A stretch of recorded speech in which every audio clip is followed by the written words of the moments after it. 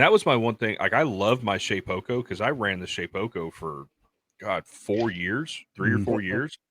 Absolutely loved that thing, and it was such a great CNC. I sold it 3 or 4 years later for what I paid for it. Oh wow! I mean, it held its value. So that was, to me, that's a huge win.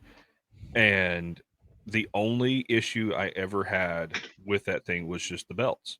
If you don't keep up with the belt tension, you're going to have problems. And but other than that, and that's just part of your maintenance. I mean, heck, the Onefinity, that Avid, all of them, they have maintenance that has to be done on them to keep them up and running.